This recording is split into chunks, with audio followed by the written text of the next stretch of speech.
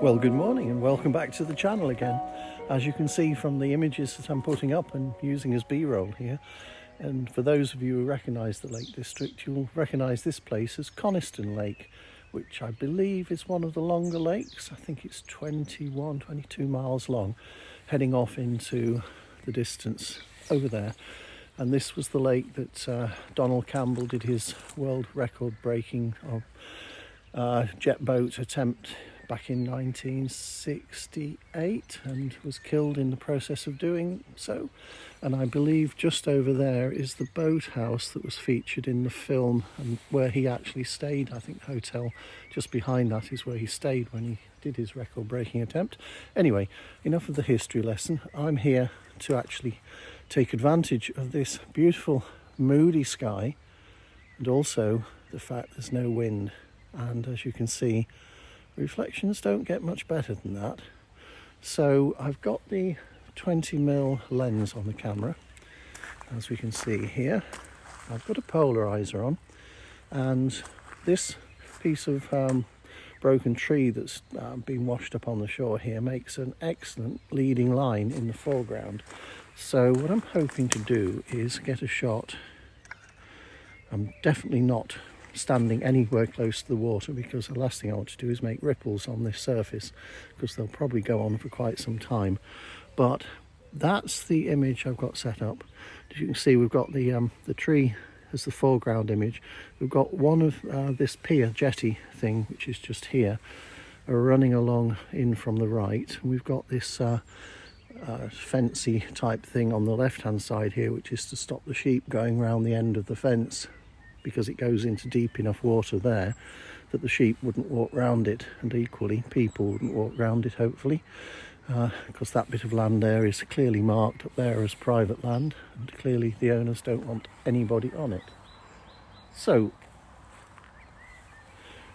let's take that shot. I've got the polarizer set to take the glare off. As you can see, there's a lot of glare with the polarizer at its minimum, and then as I turn the polarizer around, if the camera stays on long enough for me to do it, at its maximum, which is about there, we've got a lot more reflection removed from the image, hence we can see a lot more about this old tree stump in the distance. Someone's shooting something, but I don't know what. I'm still here, so obviously not me, but anyway, I don't know where that came from. If you heard it, there was a gunshot. Sounded like a rifle, so someone's probably shooting deer or something in the hills somewhere. Anyway, I've set focus point actually on the log itself, and it's showing focus peaking across the whole image. So let me take that shot. I think it's quite a nice, pleasing image. Here we go, 2-second timer, 1/5 of a second, f16, ISO 100. A quick chimping session to check that all of that is in focus, including the distance, and lo and behold, it is, although it might not appear so on this vlog, but there we are, everything is in focus. That is quite a nice image.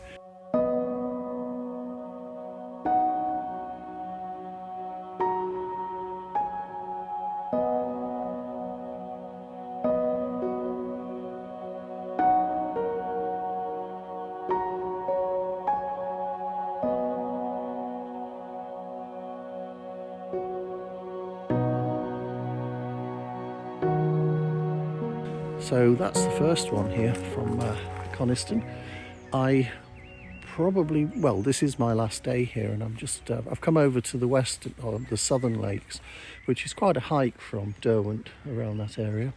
But I've done the 20, it's weird because actually this lake is only about 7 miles from where I'm staying. It's just that all of these mountains, you can't go over them, you've got to go around them. So what isn't a long distance on the map is actually quite a long distance in terms of driving. So anyway, yes, I'm going to make the most of Coniston, and hopefully I can get some more images. And over there in particular, there's some beautiful clouds just hanging on the tops of those hills, mountains. I guess they're mountains. So I might take some shots of that next, so bear with me.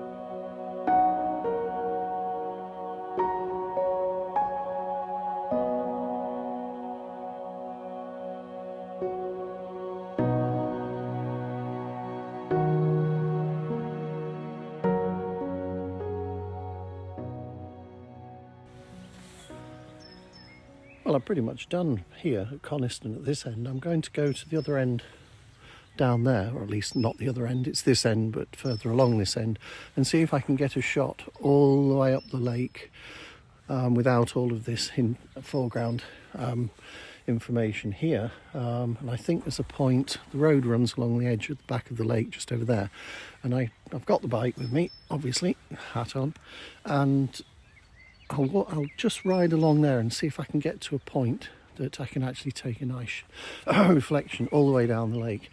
But it's quite interesting to note that's the water level at the moment, and obviously that bridge is rarely underwater, or at least pier, pontoon, whatever you want to call it.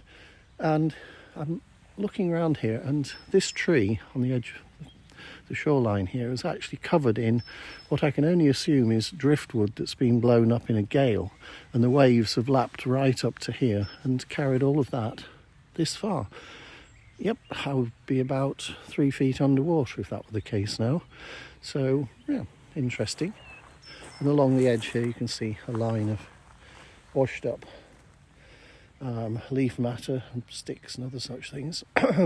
So there are times that it probably is quite violent here in terms of weather. Anyway, enough of that, and we'll get on to the next location. But it is looking lovely, isn't it? You've just got to admit that is really a nice scene. I'll see you in a few minutes. Now this would be the northeastern end. Northeastern, yeah, probably I think northeastern. And what you can see probably, hopefully, is, look at these lovely clouds. And because of the flatness of the lake, those lovely clouds are reflected down here. So what I'm hoping to do is, I've got the 28-200 lens on, and I'm quite wide at the moment, and I'm hoping just to get a nice vertical image that is picking up on the clouds here and here, and the reflections of the clouds here and here. And in the very centre of the image, I've got the horizon coming in from both sides. And the horizon isn't actually the main thing that I'm interested in. That's just an interest point. It almost could be a shadow, a complete shadow. I'm interested in the abstract nature of the clouds in the sky here. And that's what I'm pretty much aiming to bring out in this shot. So I'm going to, what am I at? I'm at 26mm, vertical format, 1/25 of a second, f/16. And I think that's going to make a nice shot. Let's get that shot. I've got a 5-second timer on now, unusually for me, so let's take that shot and commit that to history, or a memory card in this case. There we go. Now when I get that back and post-process it, I'll probably quite significantly augment the sky and equally the amount of effect that's got in the reflection in the water. But I think that's quite a pleasing image. So, where to next? I'm not sure. Well, I just simply can't believe how calm this is. There's a tiny amount of air movement, and there's a very, very, very minor rippling on the surface of the lake. But in terms of its effect photographically, it's virtually zero. Just look down there. Look at how there's not even any waves of any description. It's just completely stationary on the bank here. Lovely. What more could you want from an early morning than this?